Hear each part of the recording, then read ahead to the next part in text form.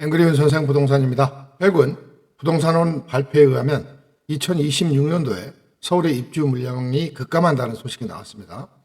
또 정부는 원래 2025년 연말 안에 정부의 주택 공급 정책을 발표한다고 하다가 지연이 돼서 아마 내년으로 넘어갈 것 같습니다. 2026년에 우리 주거시장은 과연 어떻게 흘러갈지 한번 오늘 예측을 해보도록 하겠습니다. 내년에는 그 입주 물량이 거의 반토막입니다. 그렇기 때문에 전세난이 심화될 것이 분명해 보이고요. 그렇다 보면 월세로 전환할 확률이 굉장히 높아졌습니다. 그래서 이제 정부는 말합니다. 주택 공급에 박차를 가하겠다고 하죠. 과연 이 시장이 이런 정책에 따라서 안정될 수 있을까요? 숫자로 보면 더욱 그 충격적입니다. 현실이 2026년도에 서울 아파트 입주 물량은 16,412세대입니다. 2025년에 비하면 48% 정도, 거의 절반 수준이죠. 그러다 보면 수요는 뭐 바뀌지 않지 않습니까? 그대로 있고 공급만 급감하는 이런 사태가 올 것으로 보입니다. 더 심각한 이유는요. 서울의 25개 자치구 중에서 입주 물량이 0인 지역이 8곳이나 됩니다. 강북, 금천, 성동, 종로, 관악, 노원, 용산, 중구. 다 우리가 선호하는 지역이고 또 살고 싶은 지역들입니다. 이 지역의 공급이 거의 제로라는 것은 굉장히 큰 심각한 문제라고 아니할 수 없겠습니다.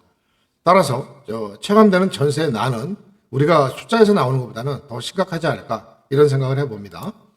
이미 전세 시장에서는 이상 신호가 나타나고 있죠. 서울 아파트 전세 매물이 벌써 25% 정도 감소하고 있고요. 전세 가격은 연중 계속 상승세를 유지하고 있습니다. 또 전세 대출까지 규제해버린 데다가 금리가 지금 내려갈 확률이 거의 적어지고 있습니다. 그러다 보니까 공급이 부족하고 또 금융 규제까지 함께 일어나다 보니까 전세 풍기 현상은 일어나고 있는 것이죠. 그럼 전세 이런 난이 계속 이어지면 결국은 어떻게 되겠습니까? 월세화가 이루어질 수밖에 없다는 거죠. 그래서 전세가 부족하면 보증금이 또 인상되고 감당이 불가하게 되면 월세로 전환할 수밖에 없는, 다시 말해서 월세를 살고 싶어서 사는 게 아니라 강요에 의해서 할 수 없이 월세를 살 수밖에 없는 이런 현실이 펼쳐질 거라는 것입니다. 따라서 2026년도에는 아마 임차인한테 굉장히 고난한 한 해가 될 것 같습니다. 일단 같은 집이라고 하면 월세는 더 비싸질 것이고요. 또 전세를 찾는 시간이 더 길어질 것입니다.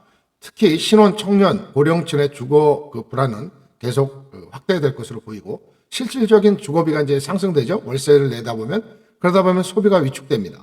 결국은 경제적으로도 그렇게 좋은 현상은 아니라는 것이죠. 결국 내년에 더욱 우려가 되는 건 집값이라기보다는 살아가는 비용이 너무 많이 들 거라는 것입니다. 이러다 보니 이제 정부의 메시지가 등장했습니다. 정부의 공식 방향은 주택 공급의 속도를 내겠다는 것이고요. 도심 중심으로 공급을 확대하겠다.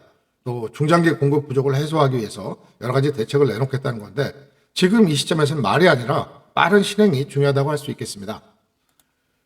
정부가 꺼내 들거나 아니면 꺼내 들 공급 카드들은 이런 겁니다. 재건축이라든가 재개발 절차를 정상화시키겠다.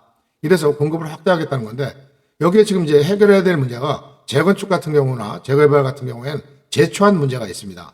재건축의 초과 환수 이익을 정부에서 걷어가는 부분을 해소를 하지 않고 있는 상태에서는 굉장히 재건축 활성화가 어려울 걸로 보이고요. 건축비가 굉장히 올랐습니다. 그러다 보니까 기존에 살고 있는 재건축 대상에 살고 있는 주민들의 부담금이 굉장히 증가할 것으로 보이고 일부 지역에서는 뭐 6억이니 10억이니 이런 얘기가 나오고 있습니다. 과연 이런 상황에서 재건축이 활성화될 것인지 이런 제도적인 문제들을 해결해 나가는 획기적인 대책이 나오지 않으면 재건축 재개발이 그렇게 빨리 일어나기는 어려울 것으로 보입니다. 도심의 고밀 개발을 유도한다고 했는데 지난번에 서울시와 국토부 간의 세운상가 종묘 문제를 보면서 이런 정부의 마인드가 과연 이 도심 고밀 개발을 유도해 낼 수 있을까 이런 우려가 됩니다. 또 공공주도 정비사업을 확대하겠다고 하면서 LH 쪽에 거의 모든 걸 몰아놓고 있습니다. 제가 판단하기에는 LH 능력을 너무 정부에서 과신하는 게 아닌가 이런 생각을 합니다. 또 3기 신도시라든가 수도권의 공급에 속도전을 내겠다는 건데 여기에서 가장 큰 문제가 지금까지 늘 있었던 신도시 문제에서 교통망 투자 확대입니다. 교통 인프라를 미리 확보를 해놔야 공급이 속도전이 나오게 되는데 보통의 경우에는 신도시가 입주하고 수년의 경우에도 교통망이 확대되지 않는 이런 문제들을 계속해서 반복해서 겪어오고 있습니다. 중장기 로드맵을 확보하기 위해서는 제가 판단하기에는 물론 LH에서 하는 공공개발도 중요합니다만 민간 건설이 아무래도 활성화돼야 될 걸로 보이고요. 이 문제를 해결하기 위해서는 실제적으로 건설 단가가 올라간 부분에 대해서 정부에서 인정을 해주고 현실화 시켜줘야 될 걸로 보입니다. 민간 건설업체에서는 돈을 벌기 위한 업체인데 수익이 나지 않는데 어떻게 건설을 많이 하겠습니까? 이 부분은 이제 인정할 때가 됐다, 이렇게 생각해 봅니다. 과연 이 공급들이 그러면 언제 나오냐? 아시다시피 재건축이라든가 재개발하려면 최소 5년에서 10년은 걸리고요. 신도시도 2030년 정도가 돼야 아마 입주가 시작될 걸로 보입니다. 그럼 그 기간 동안에는 어떻게 버티냐는 거죠. 특히 단기 임대 얘기하는데 이 부분은 즉각적인 효과가 없고, 정부에서 급하다 보니까 토지 임대부 주택에 대한 건설을 얘기합니다. 결국 이제 땅은 정부가 소유하고 있고 위에 건물만 분양을 하는 방식인데, 물론 가격 싸지만 한국인의 정서상 자기 집이면서 땅은 내 지분이 없다는 부분에 대해서 그렇게 긍정적인 반응이 나오는 것 같지는 않습니다.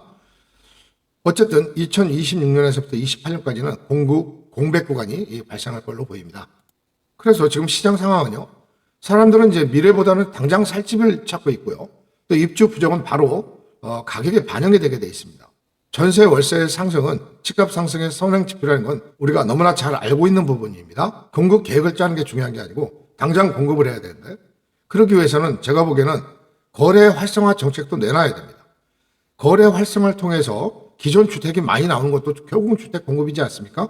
취득세를 낮출 수가 없다고 한다면 최소한 양도소득세도 굉장히 약하게 해줘야 됩니다. 그래야 시장에 많은 물건이 나올 것이고 결국 이게 공급으로 이어질 거란 말씀이죠.